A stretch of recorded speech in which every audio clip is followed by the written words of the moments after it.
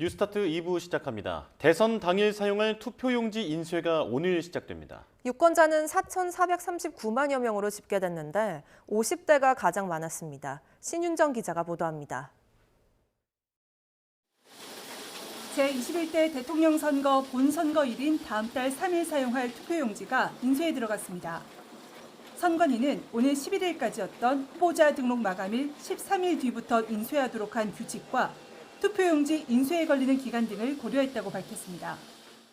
본선거일 투표지에는 어제까지 일어난 사퇴나 사망, 등록 무효만 반영되기 때문에 기호 6번 구주화 후보 이름 옆에만 사퇴가 표기됩니다. 국민의힘 김문수, 개혁신당 이준석 후보의 단일화가 성사되지 않으면서 두 후보의 이름이 별도의 사퇴 표기 없이 인쇄됩니다. 다만 오는 29일부터 이틀간 이뤄지는 사전투표는 상황이 다릅니다. 본투표와는 달리 현장에서 용지가 인쇄돼 사퇴 등을 반영할 수 있는 시한이 오는 28일까지로 더 여유 있습니다. 두 후보의 막판 단일화 협상에 따른 사퇴 등의 변동사항을 반영할 여유가 나흘 더 생기는 겁니다. 투표용지 인쇄 이후 사퇴하는 후보가 생기면 선관위는 유권자 혼란을 최소화하기 위해 투표소에 안내문과 현수막을 게시할 예정입니다. 제21대 대선 선거인 명부도 확정됐는데 모두 4,439만 1,871명의 유권자가 참여합니다. 50대가 19.6%로 가장 많았고 18, 19세를 제외하면 20대가 가장 적었습니다. 60대 이상은 33.1%로 청년층인 20, 30대의 28%보다 5.1%포인트 더 많았습니다. 투표소 안에서 투표 용지를 촬영하는 행위는 기표 여부 등과 관계없이 불법으로 처벌받을 수 있어 주의해야 합니다. YTN 신윤정입니다. 이제 대선이 열흘도 남지 않았지만 민주당과 국민의힘은 아직도 이번 대선에 후보 공약집을 내놓지 않고 있습니다. 갑자기 치러지는 선거인데다 꼼꼼한 검수를 위한 것이라고는 하지만 재외 국민들은 공약집도 읽어보지 못하고 이미 투표에 들어갔습니다. 홍선기 기자가 보도합니다. 하루에도 수많은 일정을 소화하는 대선 후보들은 가는 곳마다 장밋빛 공약을 선물처럼 내놓습니다. 수요 공급 원리에 따라서 공급이 부족하면 공급을 늘리는 방식으로 잘 관리해 나갈 생각이기 때문에 결혼 3년, 첫 아이 3년, 둘째 아이 3년, 총 9년간 주거비를 지원하는 주택을 매년 10만 호 공급하는. 저는 지역의 경제 현실에 맞게 최저임금을 자율 조정할 수 있도록 제도를 만들겠습니다. 그러나 민주당과 국민의힘은 이 같은 공약의 구체적 실현 방안이나 큰 틀의 관련 정책은 볼 수 있는 곳이 없습니다. 재외 국민 투표가 이미 시작됐고 사전 투표일이 코앞인데 공약집이 아직도 나오지 않은 겁니다. 다음 주를 목표로 해서 다음 주 발간을 목표로 해서 작업을 좀 하고 있는 것으로 알고 있고요. 정확하게 발간 시기는 저희들이 확인해서. 각 당에서는 이번 대선이 전임 대통령 탄핵으로 인해 갑자기 치러진다는 점을 시간 부족의 이유로 들고 있습니다. 저희 당은 사실 후보가 늦게 결정이 되었기 때문에 후보와의 최종 조율 과정이 지금 계속 유세 다니시고 하잖아요. 최종 조율 과정에 좀 시간이 필요해서 하여튼. 그러나 박근혜 전 대통령 탄핵으로 치러진 지난 19대 대선 당시에는 홍준표 자유한국당 후보가 투표 22일 전에 문재인 민주당 후보도 11일 전에 공약집을 내놨습니다. 차기 정부가 인수위원회도 없이 출범하는 만큼 공약 하나하나에 신중을 기할 수밖에 없다는 점도 공약집 지각 발간의 이유로 제시하는 상황.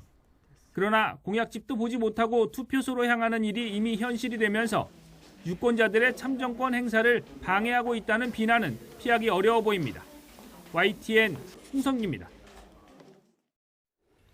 더불어민주당 이재명 대선 후보는 자신이 밉거나 민주당이 마음에 안 들더라도 결코 내란 세력을 지지하거나 기회를 줘서는 안 된다고 말했습니다.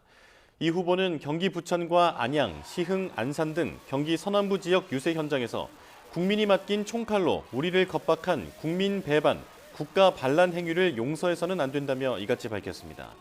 이 후보는 또 대통령에 당선되면 상법 개정안에 대해 제2요구권을 행사하지 않겠다면서 주가 조작을 하면 뿌린 대로 거두고 패가 망신하게 만들어야 한다고 강조했습니다. 국민의힘 김문수 대선 후보가 후보 선출 뒤 처음으로 박근혜 전 대통령을 예방했습니다. 김 후보는 대구 달성군 박 전 대통령 사저에서 1시간 정도 박 전 대통령을 만나 대화를 나눴습니다. 박 전 대통령은 김 후보에게 당에 여러 가지 일이 많았지만 지난 일에 연연하지 말고 하나로 뭉쳐서 선거에서 반드시 이겨달라고 당부했다고 신동욱 선거대책본부 대변인 단장이 전했습니다. 개혁신당 이준석 대선 후보는 더불어민주당 이재명 대선 후보를 겨냥해 국민 앞에서 실수가 아니라 능동적으로 지어낸 거짓말을 했다며 거짓말이 일상화돼 있다고 비판했습니다. 이 후보는 서울 노량진 일대에서 기자들과 만나 2차 토론 과정에서 안타깝게도 이재명 후보가 과거 자신의 부정선거 주장과 관련해 거짓말을 선명하게 했다며 이같이 주장했습니다. 이어 과거 부정선거를 신봉하고 수개표에 관한 주장을 한 게 명확하지만 이재명 후보는 국정원의 개입에 대한 것을 부정선거라고 했다는 거짓 답변을 내놨다고 지적했습니다. 공식 선거운동이 후반전으로 접어들면서 대선 후보들의 선대위마다 판세에 대한 전망을 내놨습니다. 더불어민주당은 마지막 변수는 국민이 투표장에 나가느냐뿐이라며 필승을 강조했고 국민의힘은 이제 기적이 시작될 거라며 지지율 골든크로스 목표를 거듭 내세웠습니다. 이준엽 기자가 보도합니다. 민주당은 각종 조사에서 좁혀지는 후보 사이 지지율 격차는 통상처럼 정당 지지율로 수렴하는 과정일 뿐이라며 이번 선거는 내란 심판 기조를 벗어날 수 없다고 강조했습니다. 단일화를 포함한 어떤 잔기술, 야합으로도 뒤집을 수 없다며 관건은 승패가 아니라 박빙 승부냐 안정적 정권 교체냐라고 내다봤습니다.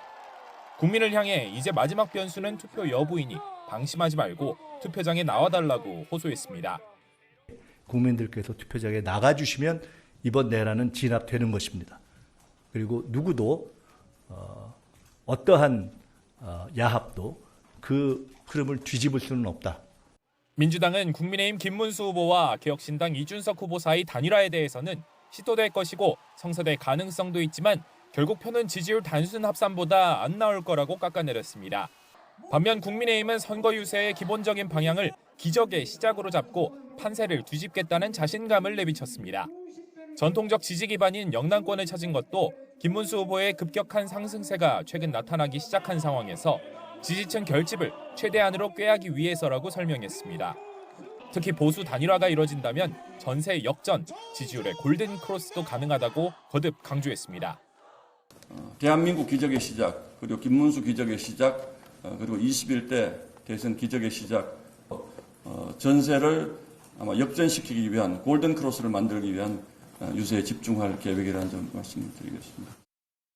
끝까지 단일화 노력도 이어가겠다며 투표용지 인쇄 전까지가 어렵다면 사전투표 전까지는 단일화를 해야 한다고 목소리를 높였습니다. 개혁신당 이준석 후보는 TV토론 과정에서 이재명 후보의 무능함이 드러났다며 흐름이 바뀔 거라고 전망했습니다. 이재명 후보의 무능함에 놀란 유권자들이 계엄과 정치적 무능에서 자유로운 자신에게 조금씩 관심을 갖는 것이 느껴진다고 자평했습니다. 이재명 후보의 무능에 대한 인식이 넓어지고 있다 이런 생각을 합니다. 그래서 저는 표심의 변화가 급격하게 일어날 것이다 이렇게 예상합니다. 대선까지 남은 열흘 가운데 일주일은 여론조사를 공표할 수 없는 만큼 각 후보의 판세 전망을 곁들인 여론전은 더욱 치열해질 것으로 보입니다. YTN 이준엽입니다. 더불어민주당은 국민의힘 김문수 대선 후보가 전광훈 목사가 감옥에 갔을 때 눈물을 흘리지 않았다는 취지로 발언한 것과 관련해 허위사실 공표 혐의로 경찰에 고발할 예정입니다. 민주당 선대위 신속대응단은 대선 TV 토론 당시 전 목사가 감옥 갔을 때 눈물 흘린 관계를 청산하지 못한 것 같다 안타깝다는 이재명 후보 발언에 대해 김 후보가 허위사실 유포라고 겁박했다고 밝혔습니다. 그러면서 지난 2019년 영상을 보면 김 후보가 우리 목사님 잡혀가면 절대로 안 되고라고 발언하며 울먹인 사실을 확인할 수 있다면서 명백한 허위사실이라고 주장했습니다. 국민의힘은 더불어민주당 이재명 대선 후보가 2차 TV토론회에서 과거 본인의 부정선거 주장과 관련해 허위 사실을 유포했다며 이 후보를 형사 고발하겠다고 밝혔습니다. 국민의힘 중앙선거대책위 네거티브단은 이 후보는 국정원 댓글 조작 측면에서 부정선거를 말한 것이지 투개표 조작 차원의 부정선거는 아니라는 취지로 허위 해명을 했다며 이같이 주장했습니다. 이어 이는 의도적이고 명백한 거짓말로서 공직선거법상 허위사실 공표죄에 해당한다고 설명했습니다. 여야 대선 후보들은 저마다의 교육 정책을 내놓고 있는데 공통적인 공약이 하나 있습니다. 바로 대학 서열화를 완화하겠다는 건데요. 지방 소멸 대책과도 이어지는 핵심 공약인데 문제의식은 같지만 후보마다 각기 다른 방법을 제시하고 있습니다. 염혜원 기자입니다. 대학 서열화 타파는 교육 분야의 오랜 숙제입니다. 이번 대선에서도 후보들은 저마다 이 문제의 해법을 들고 나왔습니다. 더불어민주당 이재명 후보는 서울대 10개 만들기 공약을 내걸었습니다. 거점 지방 국립대에 재정 지원을 크게 늘려 서울대 수준의 연구 중심 대학으로 키우겠다는 겁니다. 서울대만큼 지원하려면 1년에 예산 2조 7천억 원 정도가 더 필요합니다. 울산의 포항공대라고 있잖아요. 거기도 지방이잖아요. 1인당 학생들에 대한 지원이 엄청나게 많으니까 전국에 우수한 학생이 몰려요. 우수한 교수가 몰려요. 그러니까 거기가 우수한 대학이 되는 거죠. 국민의힘 김문수 후보는 서울대와 지역 거점 대학교 간의 공동 학위제를 활성화하겠다고 밝혔습니다. 지도교수와 전공 수업 등을 공유해 서울대 학생들과 똑같은 졸업장을 받도록 하겠다는 겁니다. 이와 함께 지방대가 연구는 물론 일자리 창출까지 할 수 있도록 지원하겠다고 약속했습니다. 좋은 대학교 전부 다 제대로 연구소 같은 것도 다 가지고 창업 보육센터를 획기적으로 늘려서 청년들이 취업할 뿐만 아니라 바로 사장으로 새로 창업해서 개혁신당 이준석 후보는 아예 수도권 대학의 정원을 줄이겠다고 선언했습니다. 또 서울대와 거점 국립대 학생들이 1년씩 의무적으로 타 대학에서 수업을 듣게 한다는 구상입니다. 서울과 수도권인 대학들은 정원을 좀 줄여야 된다는 생각을 해요. 학생들을 줄였을 때 오히려 수도권에 있는 학생들도 그런 1인당 교육비가 좀 향상될 수 있고 지방의 대학들도 학생 추가 문제에 대해 덜 고민해도 되고. 다만 이런 약속들은 이미 여러 차례 선거에서 언급된 적은 있지만 실현되지 못했습니다. 중고등학교 내신에서부터 수능까지 줄 세우기로 일관하다 대학 서열만 타파하는 것은 공정하지 못하다는 반발에 번번이 부딪히고 있는데 이를 돌파하기 위해선 결국 입시 변화까지 포함하는 정교한 정책이 필요하다는 지적입니다. YTN 염혜원입니다.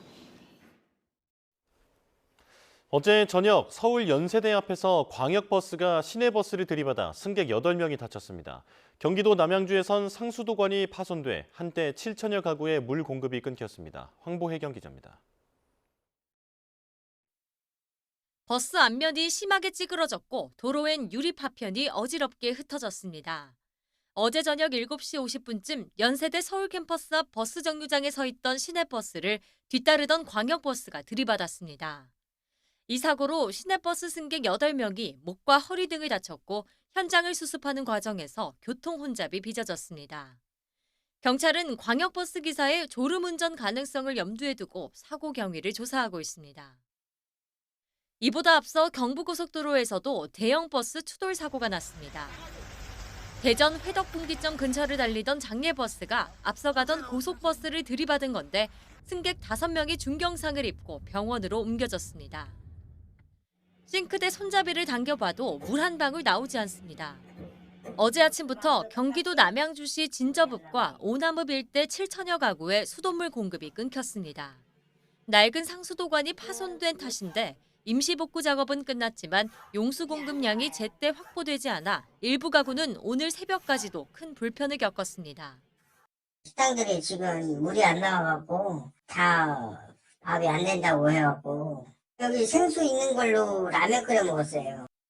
어젯밤 인천시 청라동에선 13층짜리 상가 건물에서 불이 나 손님 등 10여 명이 대피했습니다. 계단실에 쌓여있던 종이 상자에서 불이 난 거로 추정되는데 다행히 다친 사람은 없었습니다. YTN 황보혜경입니다.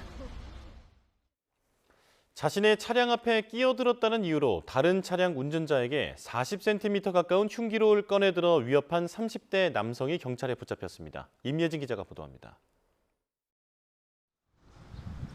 경기 양주경찰서는 운전을 하다 상대편이 끼어들었다는 이유로 흉기를 꺼내 다른 운전자를 위협한 혐의를 받는 30대 남성 A씨를 입건해 조사하고 있습니다.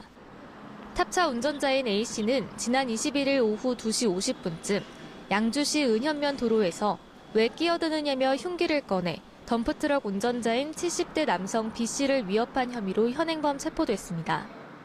A씨는 차량에 보관하고 있던 38cm짜리 흉기로 범행한 거로 조사됐는데 다행히 다친 사람은 없는 것으로 전해졌습니다. 경기도 파주에서 흉기를 휘둘러 경찰 3명을 다치게 한 혐의로 체포된 40대 남성 A씨가 수술을 받고 회복 중입니다. 경찰은 A씨가 현재 회복 중이라며 건강을 찾는 대로 조사를 진행한 뒤 구속영장을 신청할 방침이라고 설명했습니다.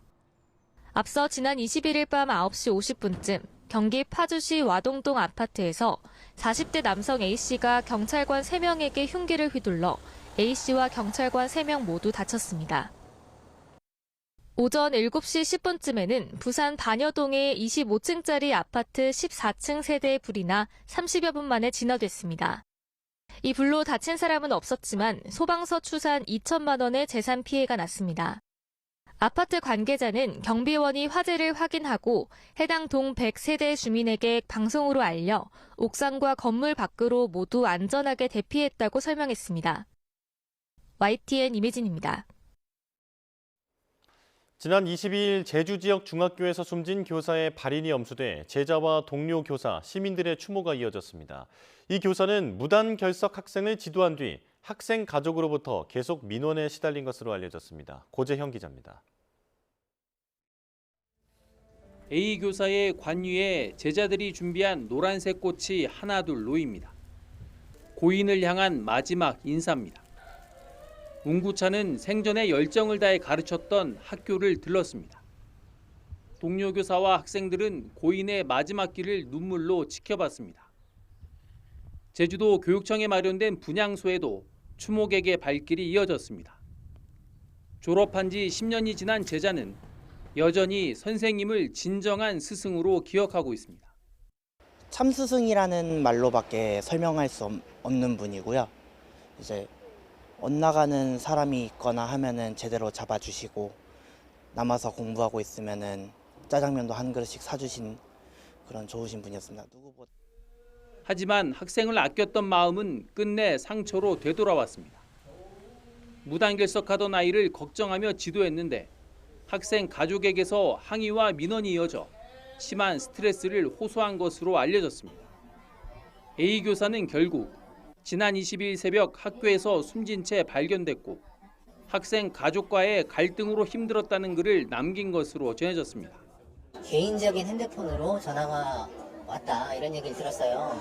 근데 하루에 13번까지도 전화가 왔다. 밤 12시 이런 시간에도 연락이 오고.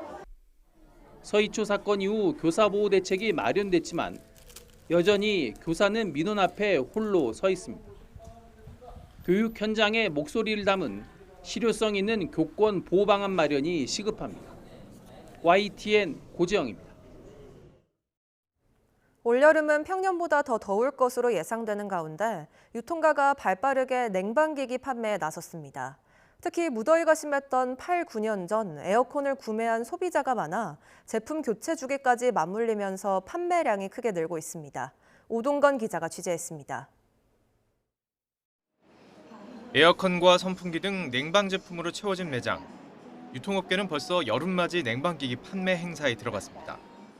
이 매장은 해마다 6월이면 에어컨 특별 행사를 시작하곤 했습니다. 그런데 올해는 한 달 앞당겨서 5월에 이렇게 특가 행사를 시작했습니다.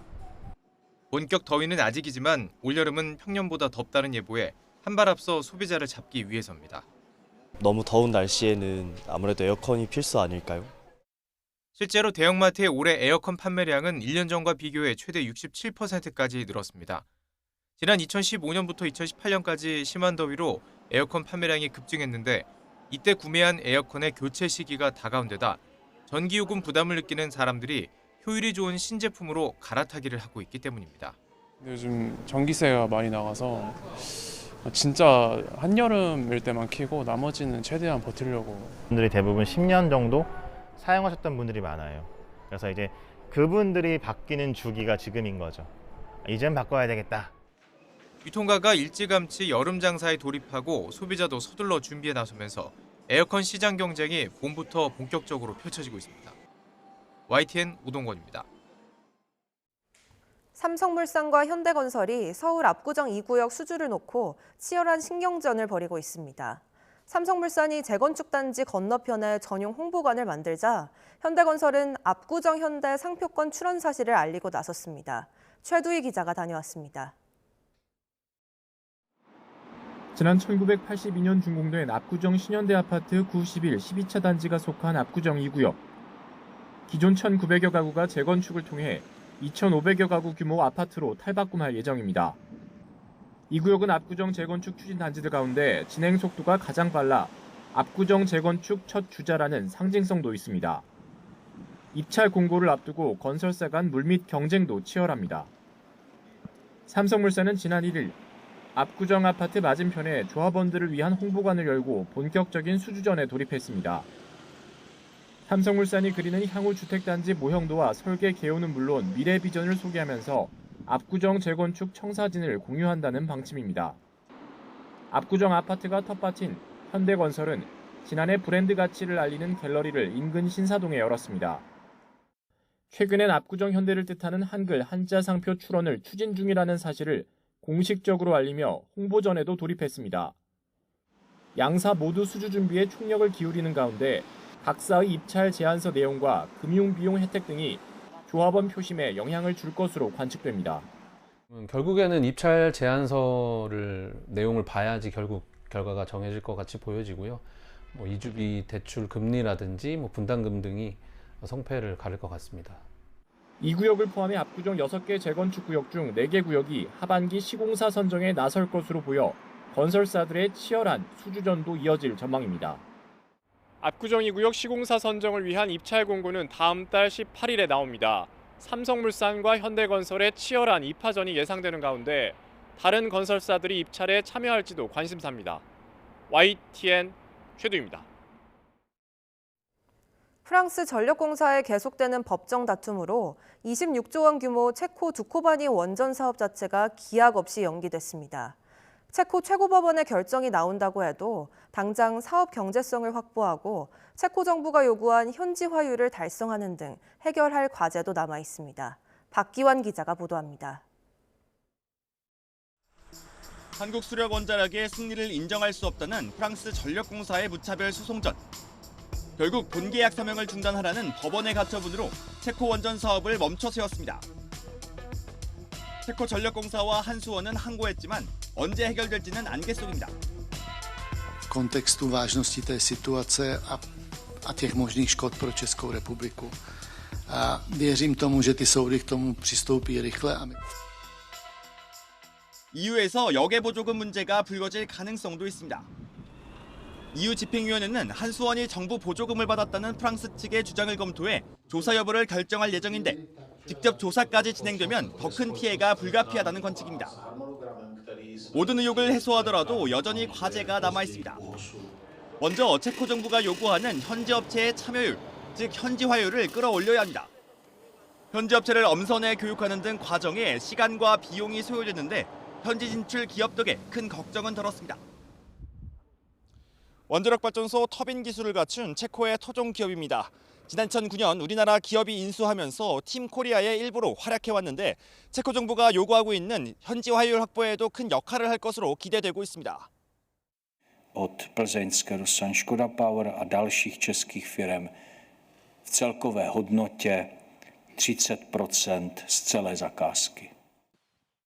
또 저조한 이익률을 기록한 바라카 원전과 달리 수익성을 확보할 방안도 마련해야 합니다. 낮은 공급가와 예산 준수 원칙을 지키면서 비용 절감과 원전 유지 보수 사업 등을 통해 경제성을 얻을 수 있을 것으로 보입니다. 각종 리스크를 다 해칭하는 그 돈으로 해칭하는 방법을 다 동원했고 체코 전력공사하고도 어떻게 그거를 다시 둘이 나눌 수 있는가 이런 것조차도 한국이 글로벌 원전 르네상스를 맞아 우뚝 설 수 있을지는 체코 원전에 남겨진 과제를 어떻게 해결하느냐에 달렸습니다. YTN 박견입니다. 트럼프 미국 대통령이 당장 다음 달부터 유럽연합에 50%의 관세를 부과하겠다고 위협하면서 다시 긴장이 고조되고 있습니다. 강경한 협상 전술로 휴전을 끌어낸 중국을 보고 다른 나라들이 버티기에 들어가자 초강수를 꺼내들었다는 분석도 나오고 있습니다. 유투건 기자입니다. 상호관세 부과를 90일간 유예한 뒤 트럼프 행정부는 70여 개 나라와 동시다발 협상에 들어갔습니다. 특유의 낙관적인 전망도 빼놓지 않았습니다. More than 75 countries have now reached out to the Trump administration, eager to address the trade issues. The phones have been ringing off the hook to make deals. 하지만 정확히 반환점을 도는 지금까지 가시적 성과는 나오지 않고 있습니다. 일단 주요 협상 대상은 한국을 포함한 10여 개 나라로 압축됐습니다. 영국이 1호 타결 국가가 됐지만 미국이 흑자를 내는 나라여서 큰 의미를 부여하기 어렵습니다. 일시 휴전으로 끝난 중국과의 협상은 트럼프 대통령의 자화자찬에도 불구하고 사실상 봉합에 불과하다는 평가가 우세합니다. 오히려 125%까지 관세를 올리면서 버틴 중국을 보고 다른 나라들이 협상 전략을 수정하는 모습까지 나타나고 있습니다. 가장 먼저 협상에 들어갔던 인도는 보복 관세 카드를 꺼냈고 일본에서도 7월 참의원 선거 이후로 속도를 늦추려는 기류가 강해졌습니다. 내부의 부정적인 여론도 각국 정부에 큰 부담이 되고 있습니다. 国内产业的保护，我们还是要强调，我们谈判的最终目的是维持国家的最大利益，也维持产业的国际竞争力。 이런 상황에서 전반적인 협상 분위기를 다잡기 위해 EU를 상대로 초강수를 꺼내들었다는 분석이 나오고 있습니다. You threaten the other side, you say you're willing to go to this threat point, which obviously would hurt the US, to show that you're serious about getting things. 다음 달 중순 이후 열리는 G7 정상회의나 나토 정상회의를 앞두고 트럼프의 행정부의 압박 수위는 최고조에 이를 전망입니다. YTN 유튜건입니다. 도널드 트럼프 미국 대통령은 다른 나라들과 이견을 대화로 해결하는 것을 선호하지만 미국이나 동맹이 위협받으면 무력 사용을 주저하지 않겠다는 입장을 밝혔습니다. 트럼프 대통령은 현지 시간 24일 웨스트포인트 육군사관학교 졸업식에서 우리의 핵심 국가 이익에 레이저처럼 집중하고 있으며 심지어 의견 차이가 매우 큰 국가들과도 화해하고 협력을 모색하는 것을 항상 선호할 것이라고 말했습니다. 하지만 만약 미국이나 동맹들이 위협받거나 공격받으면 군은 압도적인 힘과 파괴적인 무력으로 우리 적들을 없앨 것이라고 경고했습니다. 프랑스 남동부 알프 마리팀주에서 발생한 대규모 정전 사고에 대해 방화 가능성을 수사하고 있다고 현지 경찰이 밝혔습니다. 로이터 통신 등에 따르면 현지 시간 24일 칸 인근 한 변전소에서 간밤에 발생한 화재 여파로 이 일대 16만 가구의 전기가 끊겼습니다. 프랑스 현지 경찰 대변인은 고의로 화재가 발생했을 가능성을 조사하고 있다면서 용의자 체포는 아직 없다고 밝혔습니다. 이란 반체제 영화 감독 자파르 파나히의 It Was Just an Accident가 올해 황금 종려상을 영예를 안았습니다. 파나히 감독은 반정복 활동 등을 이유로 이란에서 여러 차례 체포됐던 영화 감독으로 이번 수상 작품은 한 남자가 감옥에서 자신을 괴롭힌 경찰과 닮은 사람을 마주치면서 일어난 일을 그렸습니다. 기립박수 속에 무대에 오른 파나히 감독은 아무도 우리가 뭘 입어야 하는지 무엇을 하지 말아야 하는지 말할 수 없다며 국내외 모든 이란인들은 자유를 위해 힘을 합치자며 소감을 밝혔습니다. 디지털 시대가 되면서 집중하는 데 어려움을 겪는 사람들이 늘고 있습니다. 사람들이 한 화면에 집중할 수 있는 시간은 1분이 채 안 되는 것으로 나타났는데 주의력을 회복하기 위해서는 어떻게 해야 할까요? 권영희 기자가 보도합니다. 미국 캘리포니아 어바인 대학 연구팀의 20년에 걸친 조사 결과 집중 시간은 점점 짧아지고 있습니다. 2003년 처음 연구를 시작할 때만 해도 사람들이 한 화면에 평균 2분 30초 집중할 수 있었습니다. 2012년에는 75초로 줄었고 2016년부터 2020년까지 연구에선 불과 47초로 나타났습니다. 24시간 쏟아지는 뉴스와 불확실한 세계 상황, 끝없이 이어지는 새로운 화면이 상황을 악화시킵니다. 사람들의 주의력이 짧은 순간에만 집중하도록 훈련돼 버려 자연스러운 집중 주기가 깨졌습니다. 여기다 코로나19 팬데믹은 사람들의 시간 감각을 뒤흔들고 스크린 사용 시간을 크게 늘렸습니다. They're spending a lot of time on social media, spending a lot of time watching the news, and they know it's probably not healthy to be doing that. 전문가들은 산만해진 뇌를 다시 훈련하는 가장 좋은 방법으로 활동적이고 적극적인 휴식을 권장합니다. 30분 정도의 간단한 활동만으로도 충분합니다. 주변을 살피며 산책을 하거나 점심을 먹으러 다른 방으로 자리를 옮기는 것만으로도 도움이 됩니다. 뇌는 지루하면 가장 먼저 눈에 띄는 것을 찾게 됩니다. 스마트폰처럼 끊임없이 새로운 정보를 주는 기기가 가장 유혹적이어서 제대로 된 휴식을 방해합니다. Maybe you put your social media apps into a separate folder so that they're harder to access. Maybe even deleting them from your phone so that you can only access them on your laptop computer. Turning off notifications. 멀티태스킹이 효율적이라고 생각할 수 있지만 뇌 전문가들은 스트레스를 키우는 원인으로 봅니다. 또 단순한 취미를 갖는 것보다는 목표를 정하고 꾸준히 연습하는 것을 권합니다. YTN 권영입니다. 생활체육 인구는 늘고 있지만 이용할 수 있는 시설은 부족해서 학교 체육시설에 대한 의존도가 높아지고 있는데요. 이 과정에서 시설 대관을 둘러싼 동호회 간 갈등이 자주 빚어져 공정한 이용 기준과 대책 마련이 시급하다는 지적이 나옵니다. HCN 충북방송 박종혁 기자입니다. 청주의 한 배드민턴 동호회에서 활동 중인 A씨. 지난 2월 한 초등학교의 강당 사용을 위한 추첨에 참여했다 황당한 일을 겪었습니다. 단 2팀만 뽑는 무작위 추첨에 신청은 무려 32개 팀. 일부 동호회가 인원을 나눠 중복 참여했다는 의혹이 제기됐지만 문제는 이를 방지하거나 제재할 방안이 없었다는 점입니다. 공고를 올릴 때 그런 문구는 넣진 않았었거든요. 뭐 쪼개기가 안 된다. 왜냐면 쪼개기를 할 거라는 생각을 못했고. 문제는 이뿐만이 아니었습니다. 협회나 종목단체에 가입돼 있지 않으면 신청조차 할 수 없는 학교가 있는가 하면 다른 학교와의 중복 계약을 금지하는 규정을 두고도 이를 걸러낼 방안이 부족하다고 말합니다. 230명인데 저희는 협회에 등록을 안 했어요. 어떻게 보면 그 학교 대관하는 것 자체가 모든 시민들한테 열려있는 기회인데. 청주시 체육회에 등록된 회원 종목단체는 49개, 소속 동호인만 5만 8천여 명입니다. 등록되지 않은 생활체육인까지 고려하면 실제 이용 수요는 더 많지만 활용 가능한 학교 체육시설은 여전히 제한적입니다. 실제 충북은 강원과 전북 등 비슷한 규모의 지역과 비교해도 배드민턴이나 배구 같은 생활 밀착형 구기 종목을 위한 체육 인프라는 절반 수준. 또 청주 지역 초중고등학교의 다목적 교실 개방률도 72.3%. 여전히 10곳 중 3곳은 일반 시민들의 이용이 제한된 상태입니다.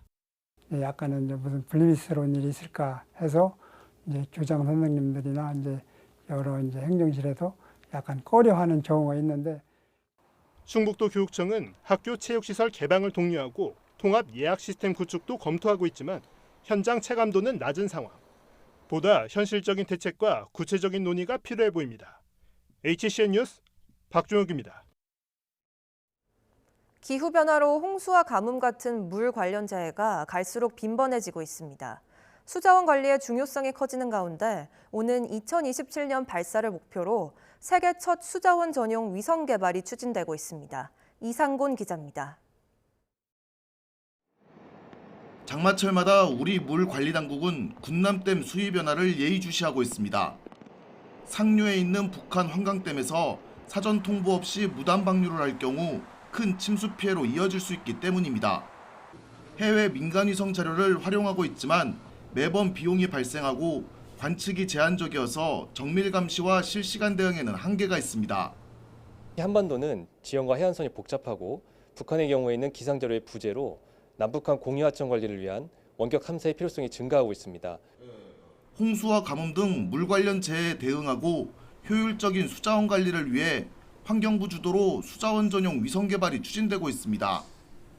미국 나사 등이 기후 감시 위성을 운영하고 있지만 수자원에 특화된 전용 위성은 이번이 처음입니다.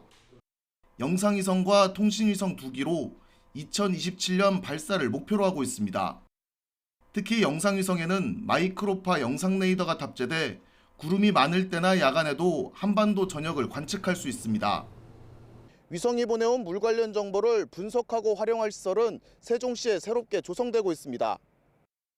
공정률 86%로 오는 10월 준공을 목표로 막바지 공사가 진행 중입니다. 우리 물관리당국은 정밀 감시를 위한 초소형 군지비성 7기도 2029년까지 추가로 발사해 댐 등 주요 국유시설 감시와 녹조 관측에 활용할 계획입니다. 초정밀 재해 감시와 대응 기술을 확보함으로써 기후위기로 인한 전 지구적 물 문제 해결을 선도하고 세계 물산업 시장에서도 새로운 기회를 창출할 것으로 기대합니다. 기후변화 위기 속에 위성을 활용한 신속 대응체계 구축으로 수자원 분야의 국제적 위상이 한층 강화될 전망입니다.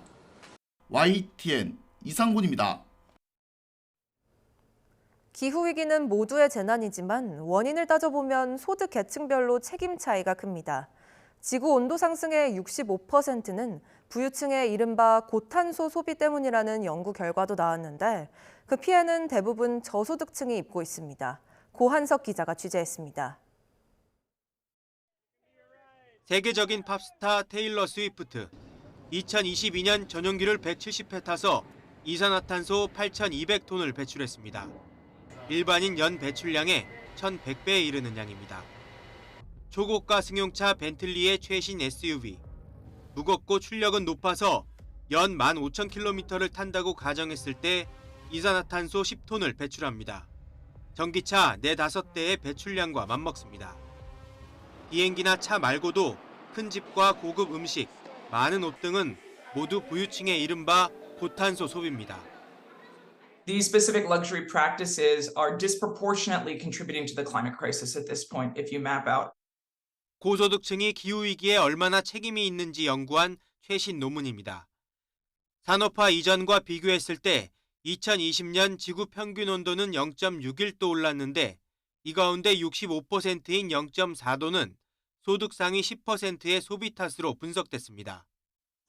1850년에서 1900년 사이 상위 1%에 해당했던 극한 더위는 1900년 이후 12배 급증했습니다. 이러한 빈도 증가의 소득 계층별 기여도를 따져보면 소득 상위 10%가 평균보다 7.3배, 상위 1%는 25.7배 컸습니다. 특히 미국과 중국 등의 소득 상위 10% 계층의 탄소 배출은 아마존과 동남아, 아프리카 등의 폭염을 2-3배 증가시킨 것으로 나타났습니다. 환경운동가들이 부자들의 호화요트에 페인트를 뿌리고 제트기가 있는 활주로에서 시위를 벌이는 이유가 이러한 기후 부정이 때문입니다. 부유층에게 탄소세를 매기거나 아니면 탄소 배출을 많이 유발시키는 재화에 세금을 부과하는 방식들이 있습니다. 이렇게 모인 세금들은 저소득층의 복지를 위해서 사용될 수도 있고 생활 환경을 개선하는 데 투자될 수도 있습니다. 기후위기는 단순한 환경 문제가 아닙니다. 사회적 불평등과 깊이 연결된 복합적인 문제여서 정책적 해법도 이에 맞춰 마련돼야 할 것으로 보입니다. YTN 고한석입니다. 지난해 라 바야데레를 통해 대중과 더욱 친숙해진 발레리노 전민철이 최근 미국 시상식에서 대상을 받았는데요. 우리 무용수들이 해외에서 인정받고 있는 가운데 최근 세계적인 거장들의 내한도 잇따르면서 올해도 발레 인기는 계속될 전망입니다. 이광현 기자가 취재했습니다. 지난해 가을 우리나라 양대 발레단은 그야말로 라바야데르 대전을 벌였습니다. 다음 달 마린스키 입단을 앞두고 있는 전민철을 비롯해 흥행력 있는 스타 무용수들이 자존심 대결을 펼쳤습니다. 화제작들 덕분에 지난해 발레 시장 상승 흐름은 두드러졌습니다. 1분기부터 3분기까지 티켓 판매액을 합치면 60억 원이 넘는데 5년 새 최고 기록입니다. 올해도 이런 기조에 탄력이 붙을 전망입니다. 세계적인 발레단이 잇따라 한국을 찾고 전설의 거장들이 우리 무용수들과 호흡을 맞춥니다. 지난달 발레계의 할리우드로 불리는 아메리칸 발레 시어터가 미국 무용계 흐름을 한눈에 조망할 수 있는 무대를 펼쳤고 1999년 국립 발레단장인 강수진에게 무용계의 아카데미상을 안겼던 카멜리아 레이디도 이달 초 무대에 올랐습니다. 살아있는 전설 존 노이 마이어의 드라마 발레입니다. in working with the Korean National Ballet to have an experience before the Chameleon Dharma, which was working last year on The Little Mermaid, so that I would be able to know this company better, be able to judge a balance within a cast. 자신을 대표하는 작품에서 이번엔 후배들을 지도한 강수진 단장. 아시아 최초로 카멜리아 레이디를 전막으로 공연한다는 자체가 K-발레의 위상을 반증하는 것이라고 말합니다. 대한민국의 발레이 정말 너무 수준이 높아요. 그리고 관객분들도 수준이 너무너무 높아졌기 때문에 그 카멜리아 레이디의 작품을 한국에서 이렇게 국립발레단에서 할 수 있다는 이 자체가 답이 되는 것 같아요. 이른바 레전드들, 왕년의 스타들이 총출동해 한국 발레의 현재와 과거를 연결하는 축제도 여세를 이어갑니다. 국내 세 번째 공공 발레단인 서울시 발레단도 이번 축제에서 이른바 현대 무용의 시인 요한인거의 대표작을 선보이고 있습니다. In Korea, you're opening dance companies, and in the West, people are closing dance companies. Potential, I see a lot of passion, and a lot of will, and above all, an open mind. 과거엔 거장들과 작업을 하고 싶어서 밖으로 나갔지만 이제는 우리 무대에서 꿈을 펼치는 무용수들. 해외 무대에서 쌓인 신뢰가 결실을 맺고 있다는 것이 발레계 안팎의 시각입니다. 국립발레단이 이제 올해로서 63주년, 또 유니버설 발레단은 41주년을 맞이하고 있는데 우리나라 발레계가 좀 세대 교체를 하는 그런 시점에 와 있기 때문에 빠르게 성장한 우리나라 발레의 지난 날을 이렇게 한번 되짚어보는 것은 너무나도 감사한 일이고, 본인이 작업해보지 않은 발레단에 이걸 맡겼을 때 이제 자신의 작품이 온전하게 표현될 수 있을까에 대한 약간 우려도 있어서 발레단 단원들의 기량이 그래도 많이 성숙해 있어서 성장해 있어서 내 작품을 좀 제대로 표현할 수 있겠다. 결국 세대 교체 중인 한국 발레가 한 발 더 도약하려면 세계적인 안무가를 배출하고 우리 작품을 수출할 역량을 키우는 것이 관건으로 보입니다. YTN 이광현입니다. 최근 대형 기획사들은 가까운 일본뿐 아니라 영어권 국가들에서도 현지 멤버 중심으로 꾸려진 글로벌 아이돌을 띄우고 있습니다. 전형적인 K-팝 느낌을 덜어내면서 가시적인 성과도 났는데 꾸준한 결실로 이어질지 주목됩니다. 송재인 기자의 보도입니다. 포장 용기에 담긴 얼굴로 시작하는 언뜻 독특한 만화 같은 뮤직비디오. 강렬한 의상에 멤버들의 표정 역시 역동적입니다. 하이브의 미국 현지와 1호 그룹 캣츠아이의 신곡 난리인데 국내외에서 화제를 모은 뮤직비디오뿐 아니라 음원도 미국 빌보드 글로벌 차트 31위, 글로벌 246위에 오르는 등 성과를 냈습니다. 데뷔 10개월 차에 현지의 반응을 얻어낸 건 이전 곡들에서 보였던 전형적인 K 걸그룹 느낌을 덜어내고 개성을 더한 결과라는 평가가 나옵니다. 그들의 아이덴티티 그리고 이 이름으로 전 세계 글로벌 팬분들과도 연결될 것이라고 생각합니다. SM이 카카오엔터와 손을 잡고 유럽 시장에 선보인 영국 그룹 디어 앨리스도 데뷔곡으로 현지 오피셜 싱글 차트 2위에 오르면서 풍조롭게 출발했습니다.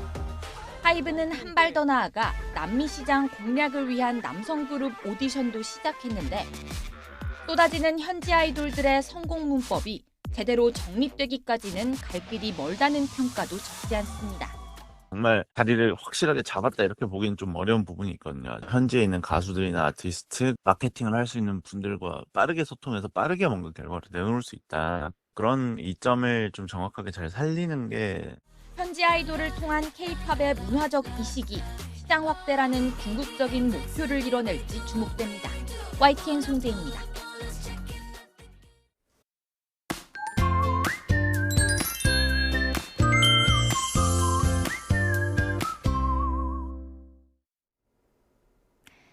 휴일인 오늘은 막바지 봄 날씨를 만끽할 수 있겠습니다. 오늘 서울의 한낮 기온은 23도로 어제보다 4도가량이 높겠고요. 그만큼 일교차가 10도 이상 크게 벌어지겠습니다. 오늘은 전국이 대체로 맑겠지만 오후 한때 경기 동부와 강원, 충북 북부와 경북 북부에는 소나기가 지나겠는데요. 비의 양은 5에서 많게는 20mm가 되겠습니다. 아침까지 중부 내륙에는 안개가 짙게 끼겠고 낮 동안에는 전국적으로 자외선이 무척 강하겠는데요. 외출 시에는 자외선 차단제를 꼼꼼히 덧발라 주셔야겠습니다. 현재 기온 살펴보겠습니다. 현재 서울 기온은 11.8도, 대구는 12.4도를 보이고 있습니다. 낮 기온은 어제보다 크게 오르겠는데요. 서울이 23도, 대전과 대구는 25도까지 크게 오르겠습니다. 남은 한 주간 대체로 맑은 가운데 때일은 여름더위가 찾아올 전망입니다. 지금까지 날씨 정보였습니다. 뉴스타트 2부 마칩니다. 잠시 후 3부가 이어집니다. 시청해주신 여러분 고맙습니다.